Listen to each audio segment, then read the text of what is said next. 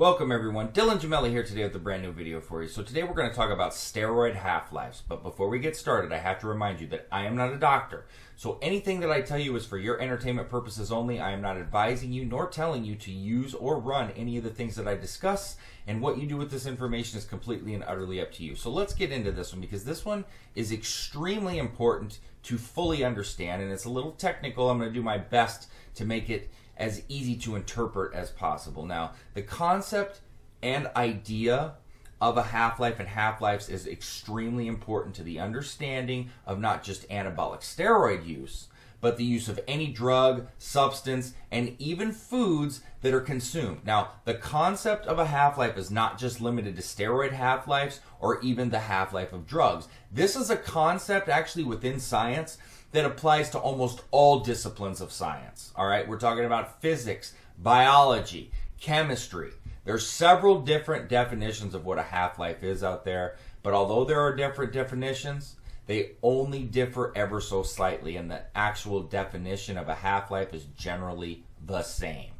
All right, now the general or informal, like dictionary definition of a half-life is a brief period during which something flourishes before dying out.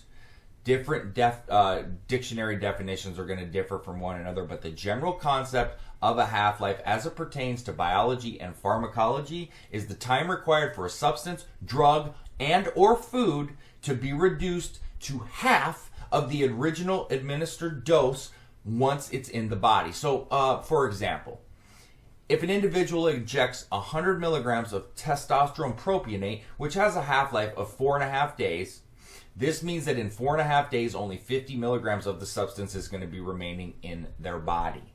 So the concept of steroid half-lives is really important to understand, because what it does is that it allows the individual to understand the amount of time that a particular anabolic steroid or drug is actively remaining in the body after administration. So this is going to actually assist you in better planning and also administration of the anabolic steroids, so to achieve the most effective, comfortable, and safe cycle. The proper understanding of half-lives is very important for the understanding of how long it might take for a particular compound to reach peak optimal blood plasma levels, all right, within the body. And this is actually extremely important because the results and gains experienced from anabolic steroids do not normally occur until these peak blood plasma levels are actually achieved in the body. So the longer steroid half-lives are for a particular anabolic steroid, the longer that it's going to take for the gains to kick in on cycle.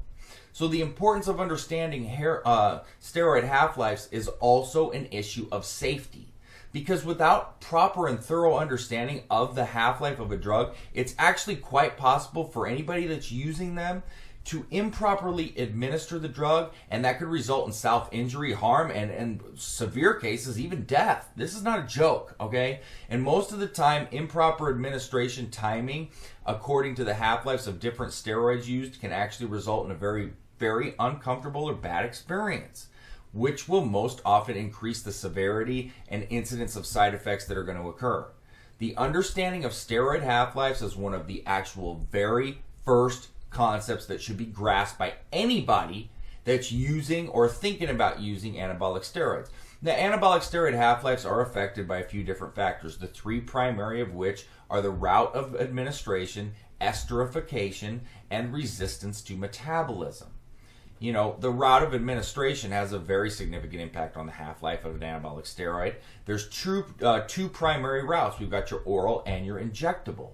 Now, and a third route would be like a transdermal patch or a gel, things like that. But anabolic steroid use for the purpose of physique and performance enhancement are almost always achieved through oral administration or injection.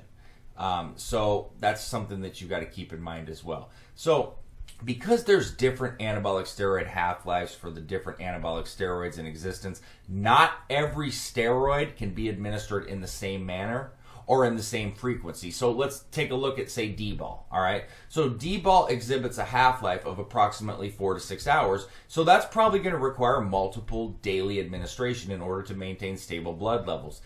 with Winstrol, the same might not be said because it has a half-life of 9 hours. So honestly, you can get away by ingesting a full dose all at once. You can split it, but you don't have to with a little bit longer half-life.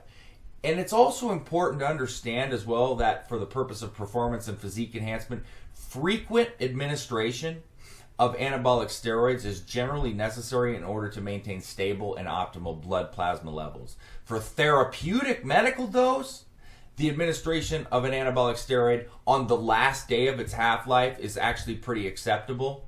But for the purpose of performance and physique enhancement, the administration and dosage protocol changes dramatically. Now, the intention at this point is no longer for therapeutic use, but it's now for increased performance, and muscle mass and strength. So, higher than normal therapeutic, physiological bodybuilding doses are required, as well as a higher frequency of injections, which are required to maintain optimal peak blood plasma levels of the hormone. All right.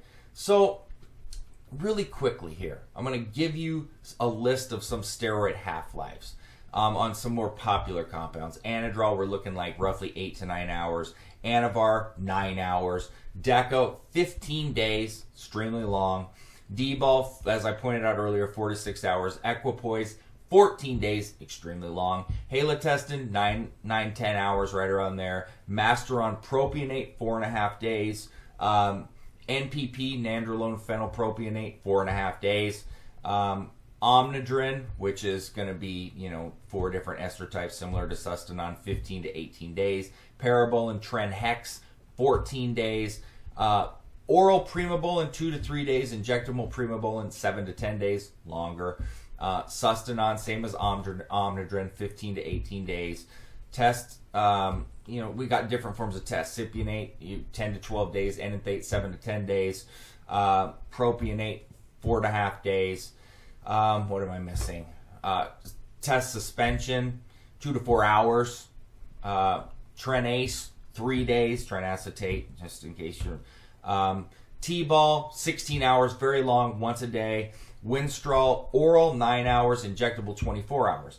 Now, a final concluding note here should be made on anabolic steroid half-lives, and this goes for any drugs, chemicals, or food.